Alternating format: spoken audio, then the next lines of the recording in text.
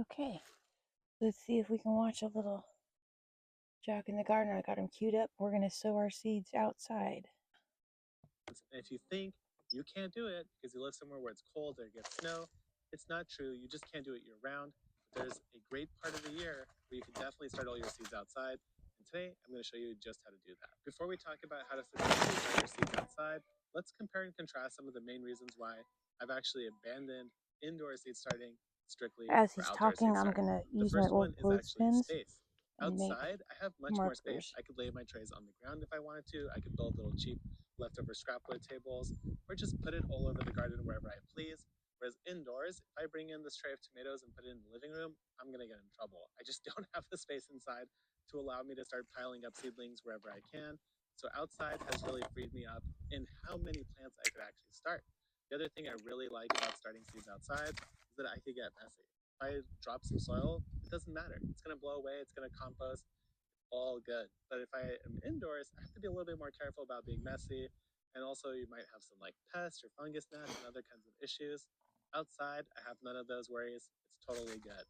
The other thing I really appreciate about turning outside is that I just have to rely on Mother Nature. I don't have to worry about daisy chaining outlets filled with heat mats, grow lights, fans, timers, everything in between to try to recreate all of the natural wonder of outside indoors for my seed starting. Out here, the sun shines, the wind blows. The only thing I have to be on top of is providing enough water for my seedlings so that they can thrive. So those are kind of the major reasons, but the biggest one by far is that I never have to actually harden off a seedling again. It was my least favorite process by far. This whole dance where, oh, I have to bring this outside for like an hour, bring it back inside for another couple hours, do this whole little dance, a little bit of shade, a little less shade, a little more sun, a little less sun. And then eventually I'd put my tomato out there and it would just die because it got stunted because I didn't harden it off properly. Out here, it doesn't matter. At any point in the life cycle of these plants, I could simply take that seedling, put it in my garden, I'll do just fine. I do not need to harden it off because it's already growing in the same environment. So those are the major reasons I personally like to start my seeds outdoors. I've been doing it for years. Now recently I did get a greenhouse, which is kind of a half and half between indoor and outdoor seed starting. But for every year before that, I've done every single one of my seed startings outside on a table just like this. I'm over here by my chicken run to demonstrate actually the worst place in my yard for starting seeds. That is because there is not enough light here. The house over here blocks the majority of the sun for a large part of the day. And also, the shade right here is where all the wind blows through my yard. And at night, it can be pretty chilly coastal wind. So when you're thinking about your location, you really want to think about somewhere where you get full sun, as much sun as possible. That is what your seedlings are going to experience when you plant them out. Remember, we're not worrying about hardening off. We're trying to grow our seedlings in the same place where our actual plants will eventually exist. The other thing I wanted to highlight about this location is that wind. Wind, it turns out, is actually quite the demon when it comes to seed starting. Wind not only dries the surface of your soil, which can affect your germination, but also strips a lot of moisture from the leaves of your plant. And now if you're thinking, oh, but these are going outside anyway where it is windy, that is true, but they're going into either a container, the earth, and that just has way more access to water and nutrients than your little six-pack of seedlings. Speaking of wind, you also want to make sure you're not somewhere where there is zero wind, no wind whatsoever. Even in a greenhouse, I have to run a fan because if you don't have wind, your plants are not going to get any access to motion, and if they don't get access to motion like this, they're going to be very fluffy and weak, and when you put them out in your garden, they're going to be very pathetic at the beginning. So you don't want strong wind at night, but you want a little bit of breeze at the very least to make sure that your plants do get some of that strengthening that the wind provides. Let's make that.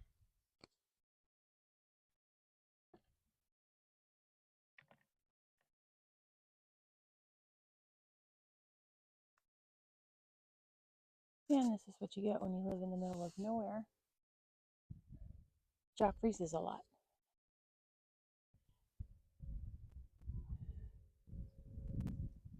Oh, come on, internet.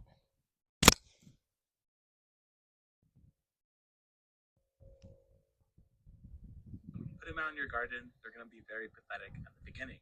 So you don't want strong wind at night, but you want a little bit of breeze at the very least to make sure that your plants do get some of that strengthening that the wind provides. Let's make that even a little bit more simple. If you live somewhere where you have a super windy portion of your yard, don't put your seedlings there and you'll do just fine. Anywhere else will be totally good, but the super windy part, it's probably not going to be ideal. You You can put a little wind block like a piece of wood, maybe a tree right in front of your seedling area, and it'll do just fine as well. When it comes to choosing light, if you have to choose between somewhere that gets morning light versus afternoon light, you're always going to want morning light for a variety of reasons. First, it helps ease your seedlings into the day, whether that's a cold day, a warm day, or whatever, everything in between. That morning light is very gentle and it really helps wake up your seedlings. And if it's a cold night, say the night before, then that soil is going to warm up a little bit faster and the plants are going to do much better. Whereas late afternoon sun can be very harsh, very warm, very drying, and the plants don't like it as much as something like a nice morning sun. So choose somewhere that gets morning sun over afternoon sun, or really anything that gets less afternoon sun is going to be more ideal for seed starting in general. Everything else, totally Wait, good. what did he There is say? some sun. So choose somewhere that gets morning sun over afternoon sun, or Morning sun. really Okay. anything that gets less afternoon sun is going to be more ideal for seed starting in general. Everything else, totally good. There is Cool. I got something, that. however, that does matter, and that is the location that you're putting your seedlings in should be as level as you could possibly get it. And I'll show you exactly why in a moment here. Now take this 4-foot level. I'm going to go ahead and put it on, well, let's just put it on the back of this tray. What I see over here is that the bubble level is exactly in the middle, or at least pretty Ugh, close so to I it. am Now, definitely why not does that level. matter? Well, it matters because I reach over here, grab my hose, and put water in the bottom of this tray. I want to make sure that every single one of these seedlings is getting equal access to water. If this tray was actually tipped over to the right like this, and most of the water was sitting down here, this tray is never going to get enough water, and these seedlings are not going to be very happy. So just like indoors, when you're starting outside, make sure you have a nice level surface because that's going to dictate how well you're actually watering your plants. Of course, there are some advantages to starting your seeds indoors. The first one is really going to be consistency. This is one that I had started outside. It did germinate, but the germination is a little bit spotty compared to this guy here, which was started indoors. Consistency is a little bit harder to get outside because we are actually dealing with Mother Nature to provide most of our needs, whether that's sun, wind, temperature, everything in between.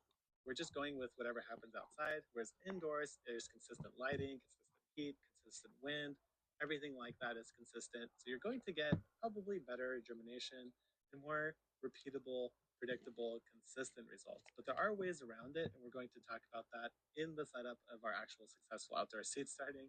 So just keep in mind, not all sun and roses. It is a lot of sun, but sometimes there are cloudy days and it's just not going to be quite as consistent as you might expect. So now we know we might have less predictable results outside. And one of the things that can contribute to that is actually rain. If it rains and your seed trays are left out in the elements unprotected and the tray gets full of water, that could lead to your seedlings being drowned or even your seeds actually washing away in heavy rains. So, what do you do in those situations? Well, you have a couple options. You could build a simple structure over your seed starting table with like one of I'm those really trying to do this plastic fast clear because I got the roofing sun materials. moving It in and wouldn't it's going cost to you be a that hot much and day. it would protect it from the rain. One thing that I do here in It's San already Diego really because it hot. just simply doesn't rain that much, and when it does, we don't get a lot of water, is if I know it's going to rain, I'll simply take my trays like this and take them out of their seed starting bottom tray. So now this can't flood with water and drown the seedlings. They will probably get a little bit more water than they want, but any extra water should be able to freely drain away. The other thing that I've done in the past is say I have a tray like this. I'll take this and I'll actually just go ahead and place it underneath my table just like that. The table will block most of the rain, and now the seedlings won't actually drown in that rainstorm. One of the things about seed starting outside is that you can use your surroundings to your advantage. For example, right now I'm underneath the shade of my giant citrus tree, and if it's a really hot day, I'm simply going to take my seedlings and put it in this dappled sun instead of leaving it somewhere out there like full sun. This is a trick I use all the time when I'm trying to say germinate lettuce in the summertime because lettuce will not germinate in warm soil. So think about your yard and use it to your advantage. There are times where you're going to have to move your setup a little bit, but the beauty is that as long as you have trays, it's very easy to move the things that need to be moved where they need to go, and the rest could stay there. Like let's say you have a bunch of tomatoes and peppers, well, they're going to do just fine in that sun. So let's talk about how to actually set up your soil for success when you are starting outside. I always start with a high quality potting mix. In this case, I'm using the Fox Farms Ocean Forest soil. Okay, so that's our first difference because I can't really afford to buy those bags, even though they might not be that pricey. I live on a disability, which is about $860 a month. And I figured out that I could go to the landscaping store, landscaping supply company or whatever, and I can get an entire yard of garden soil for like 35 bucks. So I got a yard of garden soil to fill up those beds that you see, and I got another half to fill up a couple of bins, a couple of garbage bins that I have, some compost and some garden soil. And so I just dig into those whenever I need to.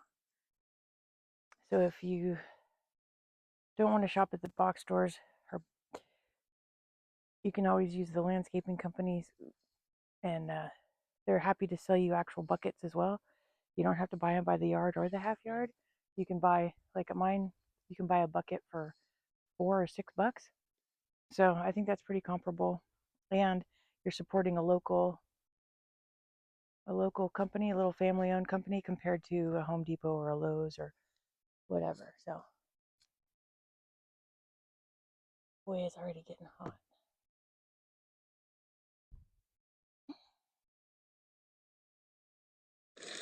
And what I like to do is actually sift it. So this is 1/4 inch hardware cloth that I've created this little sifter out of. And let me show you exactly why we're sifting it and how I like to actually adjust this blend depending on what time of year it is. All I'm going to do is just push the majority of the soil through, just like this. The reason we sift our soil is because we want to get rid of all these big chunks of wood, rocks, massive perlite, everything in between. All of that is just going to hinder your seed starting ability. But what we have left here is actually a soil that has much more nutrients than, say, something like a standard seed starting mix. This does have a little bit of fertilizer in it, which is totally fine. Now, this as is ready to go for almost the entire year. But let's say you're going in the winter time where it's a little bit cooler, there's not as much evaporation. What do you do in that case? Well, in that case, I might actually cut in a little bit of extra perlite. The perlite's going to help increase the drainage of the soil. That's going to ensure that even though it's cold outside, maybe it's been cloudy for weeks, and I overwatered my seedlings one day, well, the chances of them getting overwatered when there's more perlite in the soil is going to be much lower. Now, say summertime comes and the plants are very hot, they're drying out very rapidly. What you do instead is you cut in a little bit of compost into this mix. So it might have less perlite, less drainage overall, but it's going to have better water retention, which is perfect for those hot days. That is how I like to modulate my soil depending on the season, and that's always worked well for me when starting my seeds outside. As I mentioned earlier, putting extra seeds is often a good idea when starting outdoors. Now, of course, I can understand the fact that seeds aren't free, but most seeds that you are planting in your garden probably coming in packs of 200 for like $2 to $3. So instead of putting one seed, maybe you put three or four. It's not going to entirely break your budget on your seeds. And if anything, it'll help you cycle through the seeds and keep them fresher, which always increases germination. Now, when it comes to bigger seeds, like say something like a cucumber, this tasty green here, for example, when you are starting them, you can get away with putting them in a bigger container. We're not limited by the amount of space we have out here. Well, at least I'm not in my context outside. So if I wanted to start a cucumber, I'm not going to start it in a smaller cell. I'm just going to go ahead and put them in a bigger container, just like this one here. So what I'm going to do is go in with one seed of each. In this case, I am only doing one seed because it is a more specialized seed. It's You can see that I'm not $4.29 for sifting 12 seeds. And it's also just a because larger seed. Larger I seed don't is always care. going to be more dependable. It could handle a little bit less ideal conditions because the seed is so big, the chances of it succeeding are always going to be higher. Now, on the flip side, when I'm coming in here with my, let's say, these bright light cosmos, it's $2 for a gram of seed. If it's coming by the gram, you know you're getting quite a lot of seed here. In this case, probably well over 100. So what I'm going to do here is go ahead and take these seeds. I'm going to put 2 to 3 in each one of these cells. And that way, all I really need in the end is 3 seeds, and one seed to succeed, and I'll have plenty of cosmos in my garden. It's really as simple as that. When it's hotter, you could put a little bit more compost in your soil, a little bit more water retention in that sense. When it's colder, like let's say early spring or as you're approaching winter, you might put a little bit more perlite to increase the drainage and stop these seeds from being able to drown in those cooler months when it might also be a little bit wetter. That's kind of it when it comes to actually planting out your seeds. That's all you really need to know. So now let's move on to the next topic. While we're on the topic of actually starting the seeds outside, let's level some expectations here. Right here, this tray in front of you was started outside and it was started about 3 weeks ago. When I looked at the weather station, The lowest temperature that they've experienced is maybe in the mid to upper 40s. The majority of the time, it has been in the low 50s or so. So once you get into that temperature range, even things like tomatoes will germinate. Right here, I have tomatoes as proof just to speak to that. But it's just going to take a little bit longer. Now, to speed things up for some of those warm weather crops, whether it's tomatoes, but especially things like peppers, okra, eggplant that really, really thrive on the heat, there are ways to supplement heat outside. It doesn't have to be expensive. In the past, I actually had a little pop up greenhouse literally right here.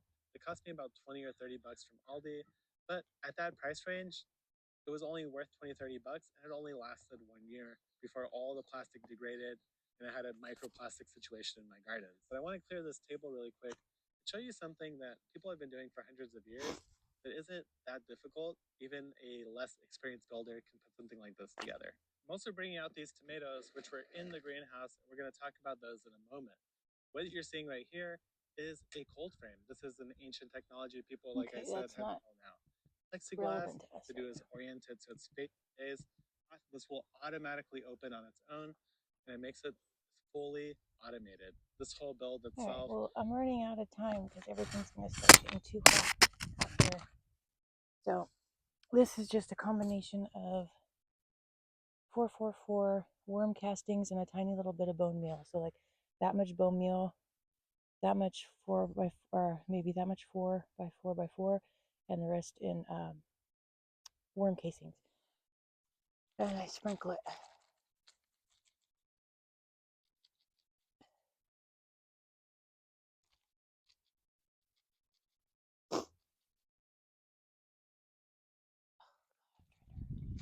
Uh-oh, that might have been too much.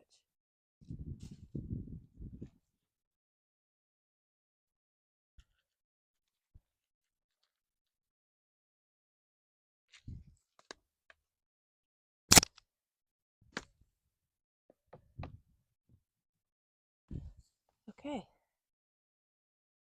And then we just go for it.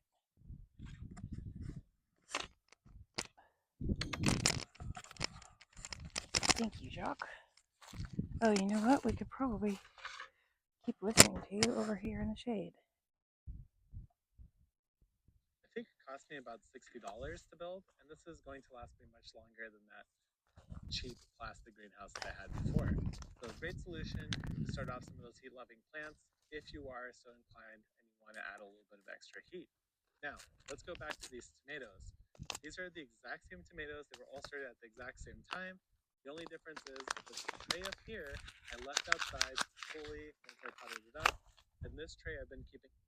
I'm not sure if I heard him mention it or not, but when you look on your pack of seeds, it's going to tell you the temperature, when to sow outside, and this says 6 to 70 degrees, or as late as 2 months before your average first fall frost date, which I am very well ahead of. It's going to be 94 this week, and it's September 16th, 17th. So that's how I decide when.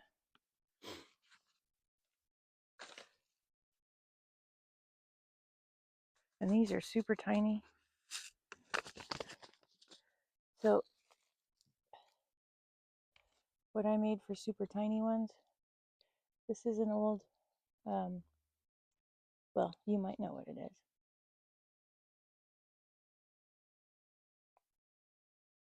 So I put a little hole in the top, and then I put a little piece of wax paper, and so then it doesn't come out if you don't want it to, but then when you want to sow the seeds, you can. Anyway, here we go. A couple of chives.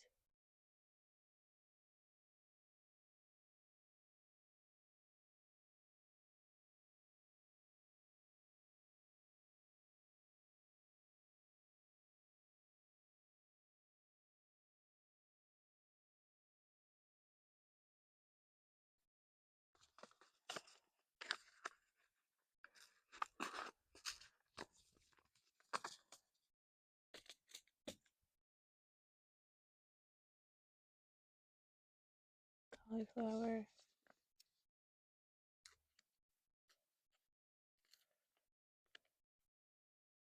Best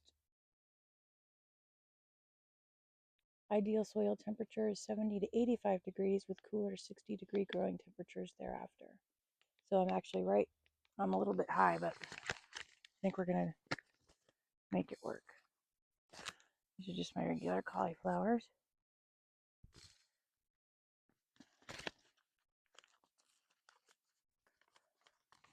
All the technology we have, I think they could come up with a better envelope system. Maybe one that reseals. Maybe one that can sow the seeds without dumping them everywhere. Come on, people.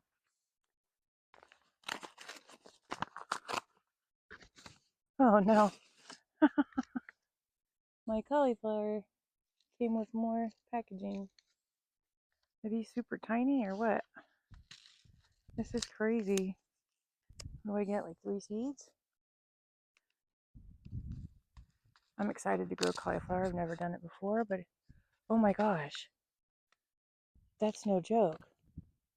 You get 20 seeds. Holy moly. Okay, well, 1, 2, 3, 4, 5. 1, 2, 3, 5, 6. We are literally just going to sow 1 per. Okay, maybe we'll do 2 per. No, we're going to do 1. In the hopes that at least 3 grow. Because how much cauliflower does one person need to eat? Or how much will one person eat? The answer is about 1 every 3 weeks, I think. Maybe 2.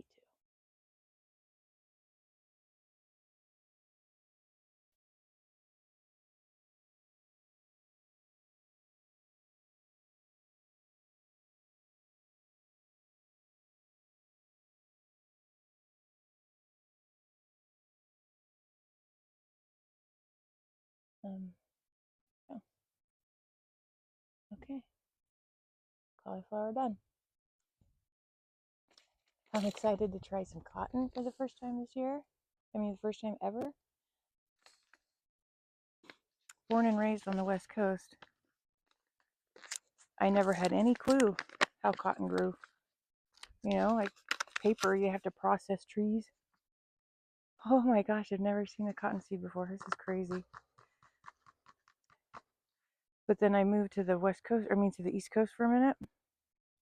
And my friend was driving down to South Carolina or North Carolina. And I looked on the side of the road. I was like, what is that? He's all, it's cotton. I'm like, what? Yeah, that's cotton. And it was literally tiny little cotton balls on the end of the plant. I was, to me, it was a miracle. And I was like, what? Like, these look like the cotton balls I get to take off my face makeup or clean a wound, full of seeds. But oh man, it was the coolest. He pulled over to the side of the road for me so I could pick some and touch it and hold it. I was so amazed. It was really cool. So I'm going to try and grow some. Very exciting for me.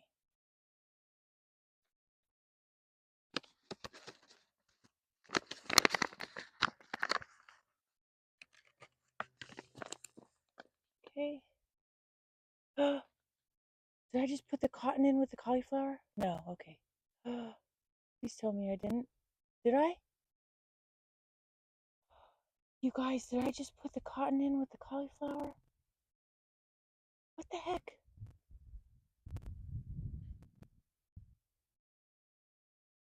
Okay, now there we go. Oh my goodness. Romaine.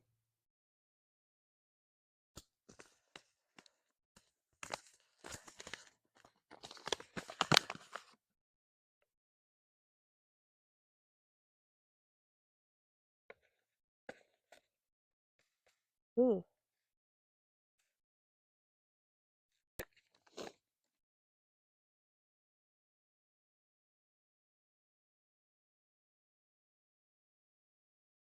I'm dropping about 2 or 3 in each one.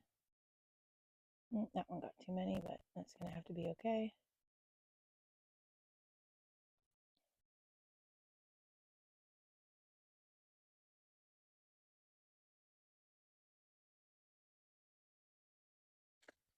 Oh,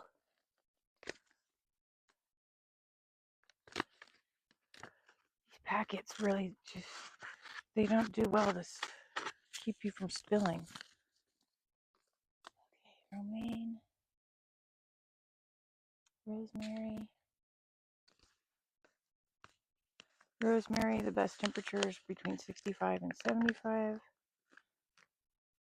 10 to 12 weeks before your average last frost date. So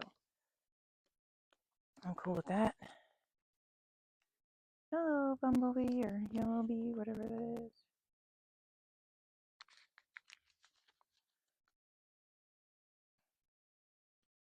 Wow, what?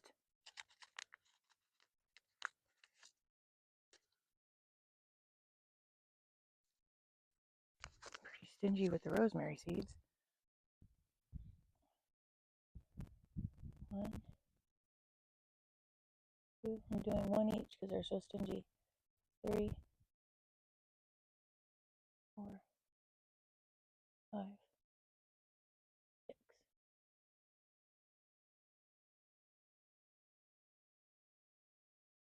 Okay.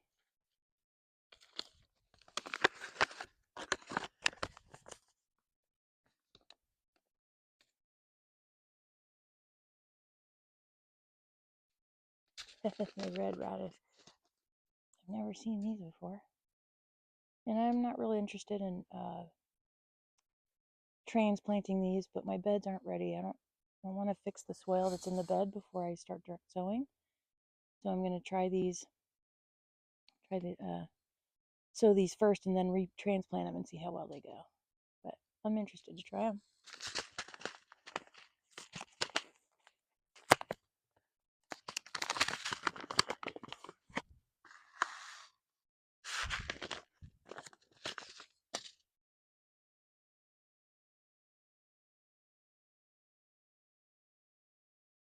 One, 2, 3, 4, 5, 6. Okay, and I notice now that this video is already at 30 minutes. So I'm just going to do the same thing with the other 2 trays. So I won't bore you with all of that nonsense. But I'll go ahead and get some water.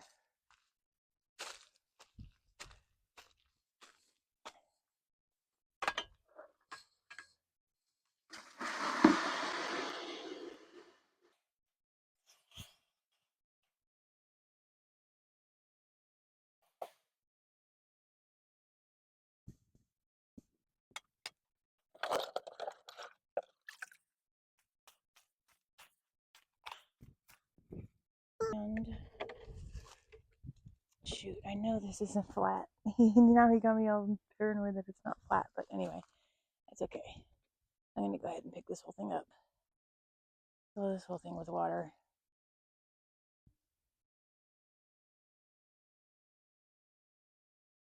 And then let's see. Can I make it flat? Oh no, it's leaking? Why is this thing leaking? So if I can make it flat, I will.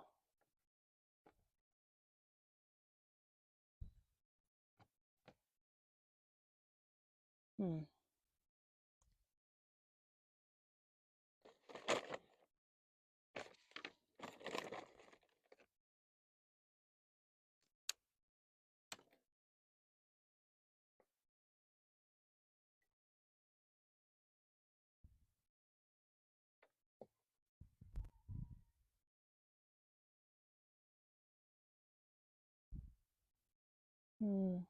That's gonna be a problem, isn't it? Need a little more height on that other side. Let's see, what can I use? What can I use?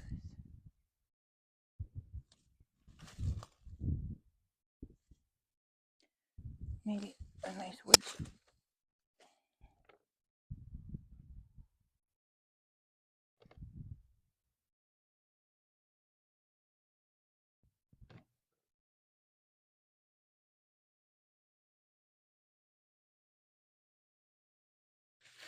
Huh.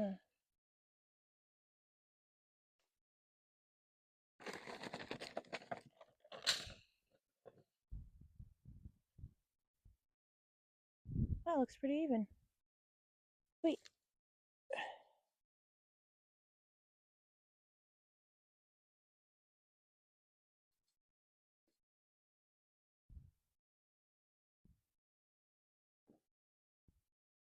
I should have watered the soil first, I think, because it has been sitting around.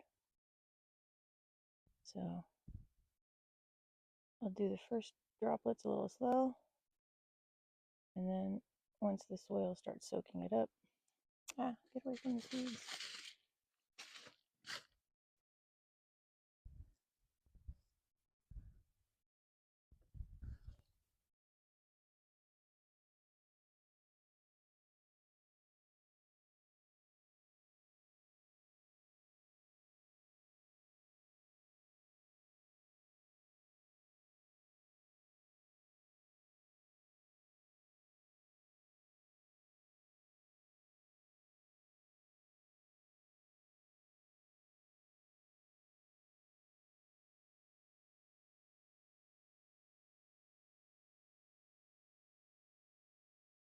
So what I think I'm going to do is,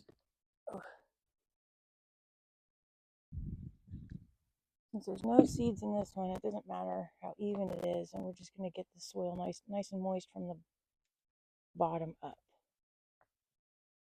And then we're going to go ahead plant those guys. All right. Stay connected to reality, folks. We used to just hunt and gather food. So let's go back to that. Let's be nice to each other. Doesn't matter what your neighbor thinks politically or religiously. What matters is that you all want food, you all want clothes, you all want housing, and you all want a doctor when you're sick. So let's find our common ground, practice love, patience, tolerance, and for the love of God, stop talking politics. Love you guys.